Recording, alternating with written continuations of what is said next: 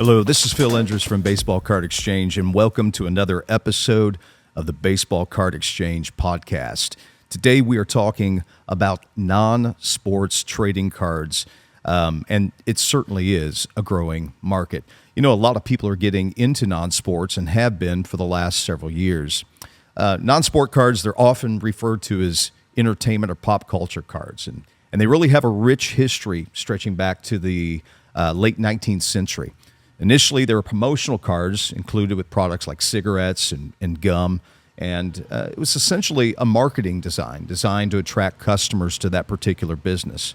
And so in the late 1800s to the 1900s, that's where we find the origins, if you will, of non-sport trading cards. Tobacco companies in the late 1800s started inserting collectible cards with cigarette packs. And so right here, I'm holding an Allen and Ginter 20 and 23 baseball hobby box. But Allen and Ginter was one of the pioneers of non-sport trading cards in the early 1900s, late 1800s. So 1930s to the 1950s, this is the gum card boom, if you will. After tobacco cards faded in popularity, Gowdy Topps produced non-sport cards packaged with gum. The 30s saw products like the G-Man or even, Heroes of the Law or Horrors of War. And then along came entertainment and sci-fi cards as well. So you had like the Jets, the Rockets, Spaceman, Mars Attack. I believe that was in the early 60s. And then in the 60s and 70s, we saw television and film really sort of influence the non-sport trading card arena with Batman and the Munsters and Star Trek, which we have a box right there. Not Fright Flicks, but Star Wars was another big one with George Lucas and the famous movie. Then we have the 1980s to the 1990s where we had expanded pop culture, nostalgia, and there was some crazy releases in the 1990s. One of the most famous releases would be the GPK or the Garbage Pail Kids, which has really grown in value. Nintendo game packs, those boxes, which One thing that reminds me of the Garbage Pail is the 70s Wacky. Yeah, right. With so many series over so many years. Yeah, and I think Wacky actually started, 68? 67. 67, And okay. 73 for the run that it went on. Yeah, and then later in the 90s, we have the rise of anime and gaming cards with Pokemon and Yu-Gi-Oh! And Magic the Gathering. And now, 2000 on, we have all types of different cards. One, get non-sports still in full effect. We have a Stranger Things release that, of course, it's close to Halloween right now, and Stranger Things They made is Walking popular. Dead cards that were very popular. Yeah, Walking Dead, Game of Thrones, Smallville. Marvel is huge. Yes, absolutely. Always has been. So the non-sport cards have transformed from simple marketing tools to actual collectible artifacts that document pop culture, catering to fans of all ages, preserving entertainment history, bringing new people into the hobby. And Rick, we have you today. We know that you're a big non-sport fan. Matter of fact, your non-sport collection started many, many years ago. Before I worked here, you and Steve were obviously friends. And so when you guys bought collections, you'd get first dibs, if you will, on your non-sport. I was never interested in non-sports as a kid, so anything that came in, Rick got the first crack if it was something he wanted. Yeah. So why don't we just talk a little bit about, some of the more famous releases of non-sport cards and what sells well here and what has really went up in value in the past 10 years in the non-sport trading card market? I think, first of all, you have to say that we have a lot of non-sport, but we aren't looked upon as a huge non-sport dealer because that's a whole different genre. But I guess our big rise into non-sports was probably about 3 or 4 years ago when you bought the deal up in Canada that was GPK. Oh, yeah. And not even joking, it was over 1,000 boxes of unopened GPK and sealed cases and everything. And what happened was, like I said, it's not necessarily our forte, but once 2 or 3 of the people out there in the GPK world found out about us, and what's the old commercial? They told 2 friends and they told 2 friends. Right. And all of a sudden we were just getting blasted with GPK orders. But the better part was that also exposed us to buying GPK, Right. and buying a lot more non-sport. So yeah, that GPK deal was probably one of our biggest entries into the non-sport arena. So I remember that collection we bought. In fact, it had sealed cases, factory sealed cases, all the way up to 15th series. Right. And we had never seen, 10, 11, 12, 13, 14, 15 sealed cases, and I don't think we've seen them since. no. We've actually had a sealed second series case that I wish I had back. Oh, yeah, It was absolutely. the only one I've seen since I can remember, too. Yeah. And that was a long time Yep. ago, and it's probably one box's worth what we sold for the case for. It was crazy. The Yeah. holy grail would be to find a sealed case of Series 1. Right. So, because we're talking also about the market of non-sports in this episode, what would a Series 1 garbage pail box, just rough estimate, go for in 1995? You're probably talking, $1,000, $1,200 maybe. Okay. Back then, now it's 10 times that. Tenfold, At yep. least 10. Yeah, at least 10. And Good. then what would just a random, say, Series 7 go for? No, in those the- were Back then, it was probably $30, $35. Oh, Now, yeah. again, they're probably about 10 times that. yes. Yep, absolutely. I mean, I remember being at shows in the 90s and seeing, garbage pail boxes on the table for, $5-10. Yep. Tops accepted returns and issued the black X-outs. X-outs, yeah. Yeah. So those were able to be purchased from Tops by the ton and then pretty much sold to, get them out of the place. So, yeah, and talking about non-sports cards, they certainly have grown in popularity. What would you say, what would be your opinion of maybe the top 3 to top 5 most popular non-sports releases since 1970? I think Rick would agree it would be the Star Wars, all 5 series, and then the follow-ups. Right. Empire Strikes Back. Yep. I mean, you got to put GPK in there. Absolutely. That's, Yes. there's Yep. just a huge fan base of that, and the fact that Topps is still producing them, Yep. makes it even better. Yep. 15 series of wacky packages. In Yep. fact, Rick, is there a 16th series? There is a 16th series, super limited. It was actually printed in 1976, and I've only seen one box. Yep. And we've authenticated one full box. I've seen many packs, but I've seen more bad packs than good packs. It's one of those highly resealed packs because of the cards are just so rare and valuable. So, but that's 1976 was 16th series, and so yeah, wacky, garbage pail, and probably the Star Wars Okay. series. Probably be the top 3, and then of course you have others. So if we're talking about the just the rise in popularity and the fact that this is a very very much a growing market, I think a lot of people that have bought non-sport in the past 20 years or so have really seen an increase in value in almost every single non-sport box, whether it be Rocky or Superman or Michael Jackson or New Kids on the Block. And while we're on New Kids on the Block, what are some of the more funny or more, I don't know, comical releases in the non-sports market that have been released? I can think of one right now. Wasn't there like a Menudo? There was Duran. Yeah. Oh, yeah. Lots of different music releases, and that goes back to Kiss, 1978, series That's 1 right. and 2. Those are popular. very popular. And that's Don Russ. Yeah. Yes. Yep. That was the first cards I ever bought before sports. Yeah. Really? Kiss Okay. 1 and 2. Yep. Wow. I bought 1974 Topps Evel Knievel. That was my first That's right. non-sport. That's so. what I was going to go into is what's your favorite release, Rick? Oh, it's Evel Knievel. So Okay. yeah, I have a little bit of that stuff. So And then I know you're a big Batman collector, too. yep, I like Batman.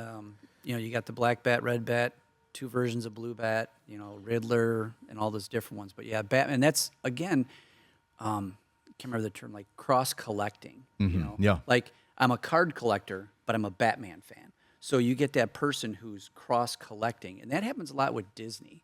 A lot of the Disney issues that are coming out Right. because there's so many people out there to collect Disney, and they love the cards too. Mm-hmm. But if you want to know the weirdest one I ever saw, and I can't remember who made it, but it was a box of cards. And I think I've only seen 1 or 2. It was called Bathroom Buddies. Oh, I've never even heard of that. Yeah, and I think it's one box I kept for the longest time because it wasn't really worth anything, but it was funny. Didn't somebody make something called Pukemon? Yep, there was Pokemon Oh, cards. wow. Yep, it was Okay. a spin-off of Yep. the Pokemon cards. But yeah, There was, I can think of a couple as well, and maybe I don't have the title right, but there was something like, wasn't there an AIDS box as well? yeah. There was. I guess that was probably the early '80s, Right. And there was a company out there. I cannot remember the name of their company off the top of it, but they did a lot of like mob cards, Serial killers. serial killers, yeah, right. terrorist cards, and then the AIDS thing and Yeah, wasn't there like a true crime as well? true Oh yeah. crime. Yep. Yeah. Yep. There was different series of Yep. serial killers and Yep. crime. Yep. I remember buying a true crime box a couple years ago, and I thought, this is garbage. Then I think you looked it up, and you're like, "It's $100 box." Yeah. Yep. Yeah. And it's funny because Christine, the one girl that works with us here, her and her husband are kind of into that kind of stuff, and so I gave her one of those boxes like years ago, and it was like $7. And like you said, now it's $100 box. Yeah, right. But she still has it sitting above her desk, so we're good. Yeah, absolutely.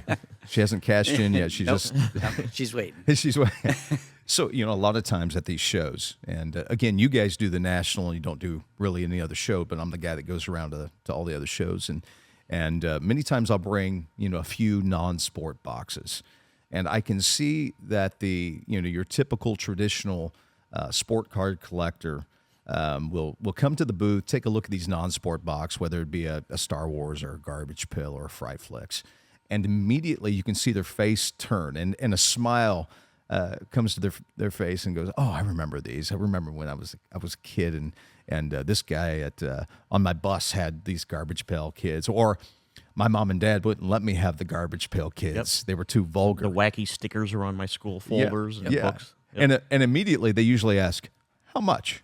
and I tell them the price, and sometimes they're like, "What? $300 for a Garbage Pail box?" Yep. When we set up at the National, I have the raw sports packs, baseball, basketball, football, hockey. I probably have 4 or 5 showcases of those. And then I have 4 or 5 showcases of non-sport packs. Now, the good thing about non-sport packs is they're very affordable, anywhere from $1 to $5 a pack for the inexpensive ones.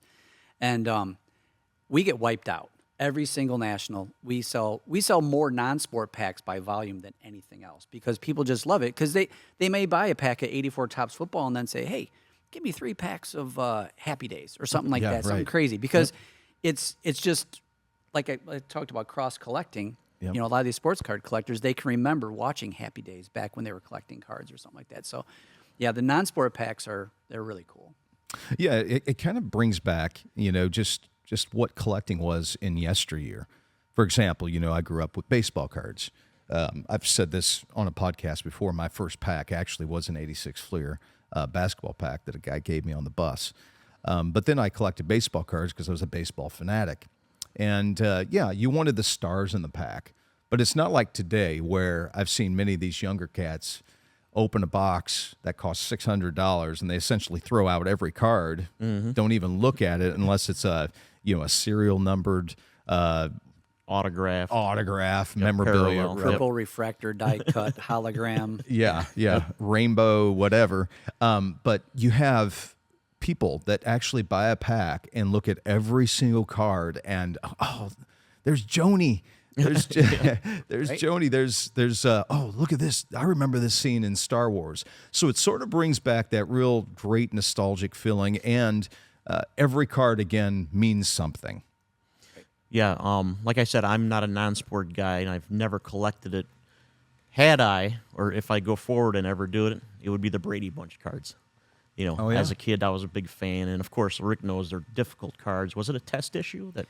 I don't know that it was a test issue, but very close to it. They're not out there. I think we've seen one full box. One full wax box, Right. maybe, handful of packs. Wow. So, What year was that released? Do you remember? 70, 71 era. Like I said, I'm not the biggest non-sport guy. 71, I think. 71, yep. Topps Brady Bunch. Okay. Yep. But like I said, when I see them, I could remember, parts of the show from the cards too. Yep. It's probably because you had a crush on one of the. Yeah. What was her name? Marsha? Yep. Sarah, there we go. I was kind of hoping you didn't say Cindy, but whatever. So, yeah, non-sports has certainly caught on, and it's brought new people into the game as well. So we've seen this, as you said, cross-collecting. I've seen people starting in non-sports that have now journeyed into the sports cards realm. But there's really something for everybody in non-sports, whether it be the Fright Flicks or the Star Trek or the Garbage Pail or Star Wars or the Stranger Things. There's really something for everybody. And another thing I think that's increased the popularity of non-sports cards is the fact that more people are grading these cards and starting set registries. I know you actually have a little bit of collection in the set registry with what, Evel Knievel? Evel Knievel. Yep. Yeah.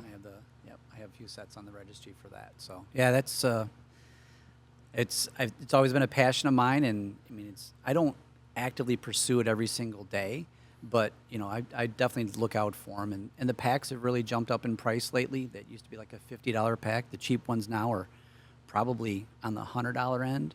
So and honestly, the Evel Knievel was a test issue, and the quality is terrible. The centering on the cards is terrible. And with blue borders, they have to be tougher. Right. And high That's right. grade. Oh yeah, for sure. I know the packs, seeing them, they split. Yep. So corners on those cellophane packs are always split. Right. High grade Mm-hmm. packs Yep. are very tough. There's there are no 10s in existence for Evel Knievel. There's never been a 10 graded. A pack or a card? A card. Never a 10. Never a 10. Really? Nope. As a matter of fact, don't quote me on the numbers here, but it used to be only like 85 or 90 nines. Okay. So I figured like 75 tops baseball with colored borders. There's lots of 10s. Right. I There can't is. believe there's no Evel Knievel 10. That's interesting. Is it centering also? Is it centering and just the availability of the cards. Yes, that's true. I've opened so many packs, and the cards are always 90-10. So I mean, it's the quality basically, and like that fact that it was a test issue. Okay. Yep. So another blue bordered card that is certainly famous, and again, people are really collecting these. 8-team. Well, that's a good. Yes, that's a good one. Everyone, wait, what's the famous saying there? I love it when a plan comes together. Is that it? Yeah. Yep. But then there's Star Wars Series 1, which is that blue border. And, of course, I think the Mark Hamill card as Luke Skywalker is the #1 card, and it's very valuable In a high grade. Yes. I Oh, mean, PSA 9 is a lot of money. Several thousand? Yes, I believe so. So, yeah, I believe that grading has really added to the allure of non-sport trading cards. So not only can you collect your favorite set, like a Series 1 Star Wars set in, say, X conditions, probably, what, $300? Probably at least. Yeah. Yeah. So Yep. 300 Affordable. Maybe, yeah, it's affordable. But you get Mark Hamill in a PSA 7 that's probably over $300 at least. you Right. know. Yep. So it sort of gives these collectors the next level, if you will, of collecting the same thing. And Rick, I know that you and I sort of share a fondness of 1980s wrestling, or wrestling in general. I remember several years ago, I went to, it was a Chicago Sports Spectacular. And I wasn't a big non-sports fan, so this is like my crossover time. There was a big booth that had all kinds of like junk wax. And there was a lot of 87 tops WWF. And they were, $10 a piece. And he probably had 30, 40 boxes.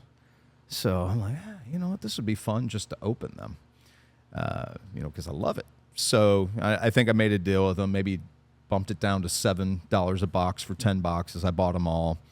And I opened, one a year for a few years. And then I started grading the stickers.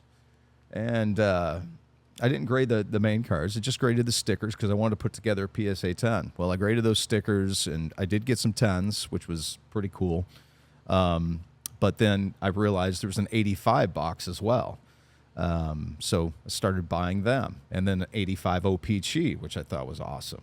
Then I went back even further to the 82 Wrestling All-Stars. I mean, those were pretty rare, but I started buying them on eBay as much as possible. So I said all that to say, non-sports just has a way of bringing the child back into you. And I agree. And having a good time opening a pack and not so much worrying about money. But of course, this episode, we are talking about the growing market. So now I think twice about opening an 87 tops WWF box or an 85. Right. Yes. Because what's an 85 now? Like About $2,000. $2,000, They've come pricey. down. I think peaked during COVID. They were about double that, but they've come down to a little better now. And It's really funny. Like if you look at our website orders, there's person over baseball, basketball, football, hockey, and give me one pack of 85 Topps WWF. Because, that's the kid. Like you said, I want to have a little bit of fun. And, there's, we're the same age, kind of, sort of. We're the same collecting base of wrestling. And I love opening a pack of cards and seeing Coco Beware. Oh, it's man, just, I know. there's just so many wrestlers out there that, aren't around anymore. And that's where, I cut my teeth on was 1985 Topps. So, Tito Santana. yep. Ricky the Dragon Steamboat. No idea who you guys are talking about. Yeah, he's lying. Was not a fan, Yeah. but that's okay. Yeah. So we're going to shift gears just a little bit. And while we've been on the non-sport topic, we really want to focus on the impact of pop culture on card collecting today. So the impact of pop culture today has been absolutely profound. One of my favorite movies as a kid, another movie that I really wasn't allowed to watch was the movie Grease. Reason why I like Grease is because I'm really into music. I like to sing. I like to do all of that kind of stuff. And so it's this cool guy that's a musical. He's always combing his hair and, kind of like a Fonzie type, but could sing really good and, of course, got the really pretty girl, Olivia Newton-John, which definitely had a crush on her when I was a kid. So, with that said, we have seen a profound impact on collecting with pop culture today. And we alluded to this in our episode about non-sports trading cards, but perhaps we can dive a little bit deeper into the profound impact that pop culture has had on card collecting. And not only that, the cross-culture as well into sports cards with the pop culture phenom. So some of the non-sports boxes, non-sports items that are really pop culture related right now that are released, one of them is Stranger Things. Now, have you guys seen any of these episodes of Stranger Things? I've watched the whole series. Yeah, and you liked it? It was good. It was good. I liked it a lot. I didn't really like it at first, so it kind of grew on me. Steve, no? No, I watched some of The Walking Dead. Okay. And I know those cards are very popular also. Yeah, Walking Dead. What's another one? I think the big one was the Game of Thrones. Yeah, because it's Game of such a Thrones. huge collector base. And, it was inexpensive. So I could spend $100 on a box of cards and have some fun. And, then you take a chance on the insert cards, which brought, pretty big numbers at some points too. So I know one thing you guys are talking about shows, Game of Thrones, Walking Dead. I remember when my daughter was younger, we'd open boxes of SpongeBob. Oh, yeah? And we would look for the sponge. And I guess, it was real thin and tight, and you put water to it, and it grew into a sponge. Yeah. And because of the TV show, me and her loved it. And we had a connection because she had no interest in sports or sports cards. But we had fun opening packs. Oh, yeah. I mean, looking for all the cards. And I bought some killer deal that was really awesome. And, I gave you a rundown of what was in it, probably a spreadsheet. I think it was a spreadsheet. I emailed you a spreadsheet of everything, and then I get a text. Hey, pull that SpongeBob box. Yep. There was 2 of them, and I took them home. Another good one that's really popular is the Ultra Beavis and Butthead. Oh, yeah. What year is that, Rick? 94. 94. Yeah. Pretty good box. Obviously, they're making episodes again today of that. So, Yeah. It was funny. I didn't know they even made this until I bought one. Was the Ace Ventura Pet Detective box? Weren't those numbered? Each box numbered? I'm not sure on that. Yeah. I didn't even know they made one. It was expensive. It was over $100 a box. Oh, yeah. Still Cost is. or, Yep. or No, today? Today. Today, okay. Today, yeah. That's one of those, is it cards with a Z? That's the manufacturer, I believe. Yes, Okay. right. Yeah. And, it was kind of a limited thing, but, it came out, sold, and then nobody, all of a sudden we're buying them for $5 a box. So we've definitely seen a spike in the non-sports market, and we can trace it back really to COVID. It has spiked considerably in the value since COVID, and we could say, it was COVID that caused this spike. But if you dig a little bit deeper, I think it was more than that. One, in the sports card market, to me, it was The Last Dance. And The Last Dance was released right around the COVID time. Right, so correct. everybody watched it. Jordan cards exploded. NBA cards exploded. I mean, I had stuff laying around my house that was literally dollar cards. It was like turned into hundreds of dollar cards, Yep. which I couldn't believe. For example, a 2012 Prism, and we've talked about this, 2012 Prism basketball. Yep, we had like a garage sale here at the warehouse, and I think they were $69, and we couldn't sell them. End of the day, a couple of my employees just opened them all and threw everything away. Maybe kept an insert or two, but Yeah, well, my son and I bought a box here years ago, and so I'm looking, I'm scraping through to find these cards, and I found a ton of just base cards, and there was a few silver prisms in there as well, but LeBron base cards in tens were well over $1,000. Yep. And these are dollar cards, $2 cards at the time. But not only did COVID allow us to get back into the sports cards with The Last Dance, people were stuck at home. So not only that, they started watching the old shows. I mean, they ran out of everything to watch on Netflix, so they start watching. One thing I did is I started watching Magnum PI from the very beginning. It was a show that I always thought was cool. I was like, I want to watch this from the very beginning. And so they dove back into the pop culture area, and so Last Dance helped, Stranger Things, Star Wars, and then something else as well, Marvel. We started getting back into the Marvel collecting, and those Marvel Series 1 boxes, Impel 1990, really went up as well. And so wouldn't you say that Marvel really is a large player in the non-sport area right now? huge. It's cross-collecting. Yep. Yes. And Right, Upper Deck, comic Upper Deck books is and still, cards. Yeah. And Upper Deck is still making it actively today. Very popular. Yeah, I wasn't a comic book guy, but I do like, and we go back to pop culture, I like the movies. I like all the Marvel movies. I think it's fantastic. And, of course, I would read a comic book here and there when I was a kid. But, for me, the reason why I didn't collect comic books is because there was like 800 comic books already in a run. Like, where do I even start to begin? And I'm picking up in the middle of a story, and I really want to know everything else that went before the new release of Spider-Man per se. But I really got involved with all of these Marvel movies, and because of that, I started collecting Marvel cards a bit. So I have a set of all the Marvel stuff in the 90s, and I do remember buying a couple packs at the grocery store and loving the holograms. Those holograms to me were amazing. And remember, like 1990, 1991 Upper Deck baseball cards, basketball cards. I had a hologram in it. And very difficult to see who even the player was on it. Yeah. Yeah, but still, I remember, as a kid going, oh, man, I got a hologram card in here, and I thought it was just the most amazing technology in the world. Now kids are like, no big deal. But wouldn't you say that pop culture has influenced the non-sport trading card community so greatly and really caused a major influx of new collectors, and not only that, but a rise in the value because of pop culture? Yeah, Sure. I would say so. Yep. And so it's not only the movies, but it's music as well. And maybe we can elaborate a little bit about some of those releases. Yeah, like I said, the first release I ever bought before sports was a 78 Donruss Kiss Series 1 and 2. I still remember the pictures on every card. That was a Paul Stanley with the cherry in his mouth. I remember that card vividly, when I got it, what store I was at. Mm-hmm. And so, non-sports cards now have added another component, such as the sports cards world as well.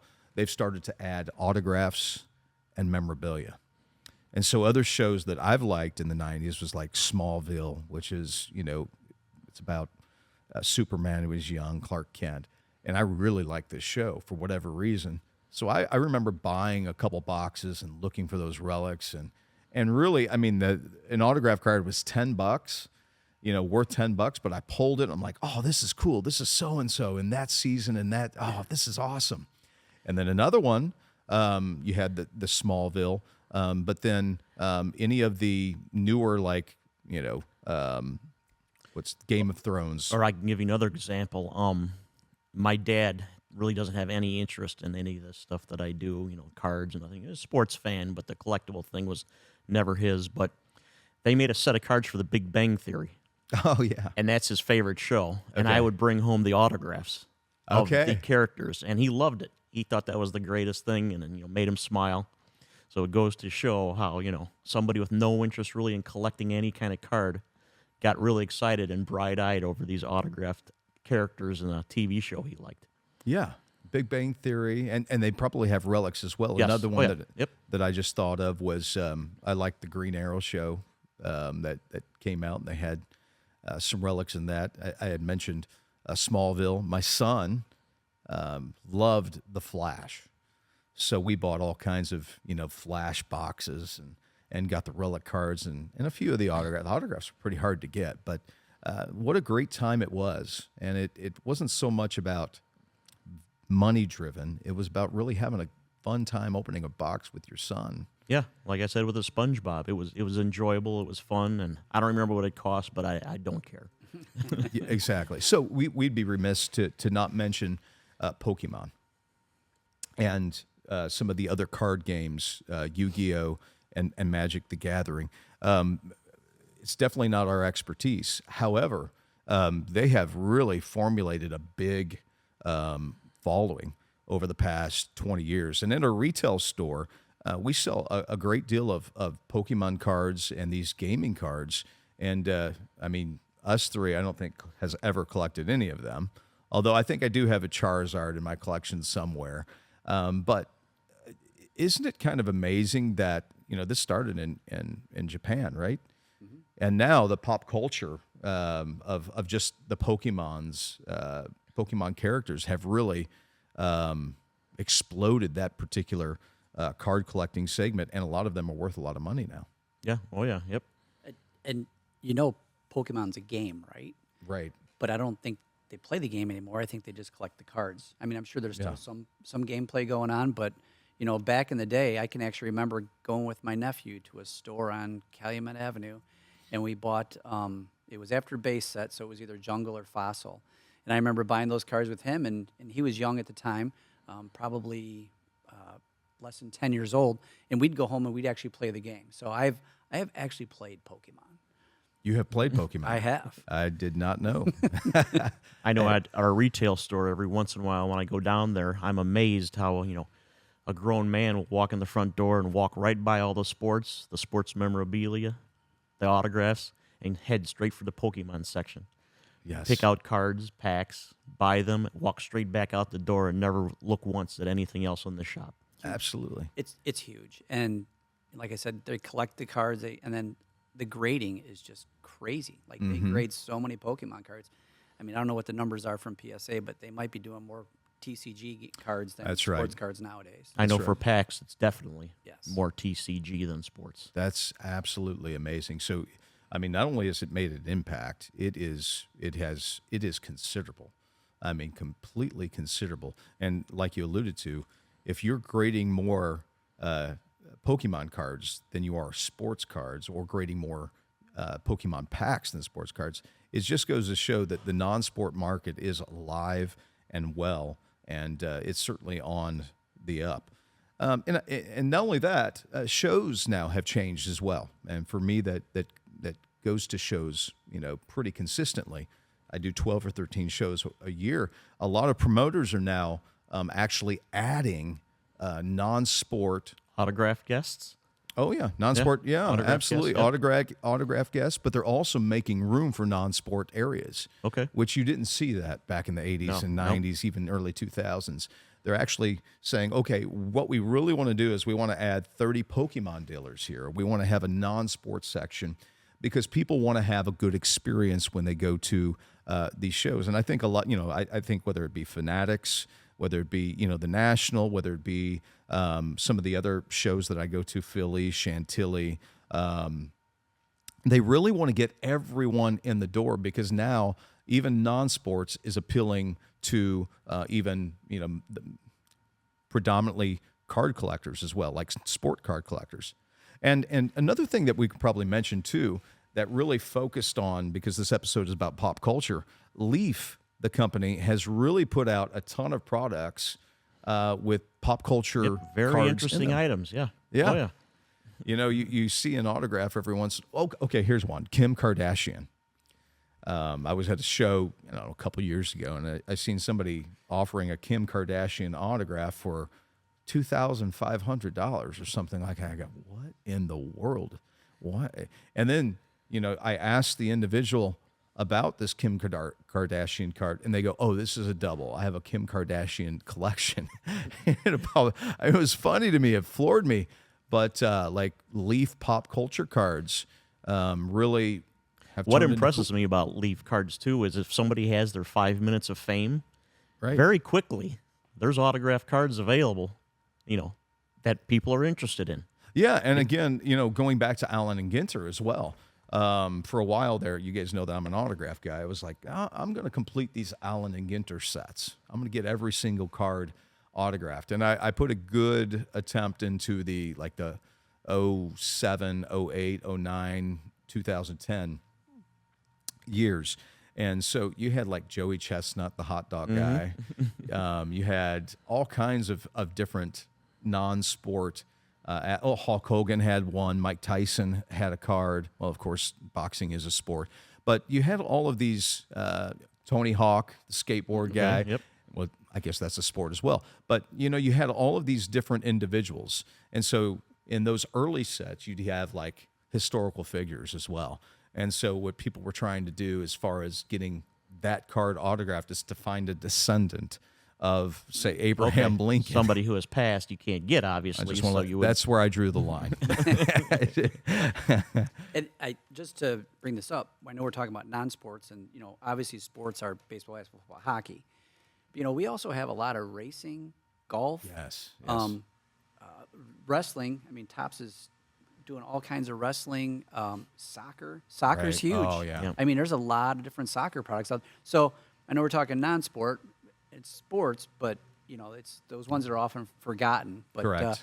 I think, especially with soccer, as a lot of it nowadays is, first of all, you can't turn the TV on nowadays without seeing a soccer It's the match on largest TV. sport in the world, from what I Yes. understand. And with all these kids playing soccer on the weekends, they're interested in the cards and the players too. So I mean, That's really grown. Yes, Yes. absolutely. Yep. Yeah, I mean, during COVID, again, it was Prism product, soccer Prism product. That soccer Prism product Right. really explode. Was it 14 World Cup or Prism soccer? Yeah. yeah, 14, I think. Yeah. Yeah, think so. And that was essentially had no value, and then Right. it exploded. Yep. And was several thousands of dollars. So yeah, pop culture has had a great impact on the card market, and I presume that it will continue to have a card market. We just want to let you know, if you're interested in selling any of your non-sports, we are very interested. Call us, email us. We're happy to come out and take a look at your collection and bring them into the inventory. And for anyone that's stumbling across this podcast today, check out our website, www.bbce.com.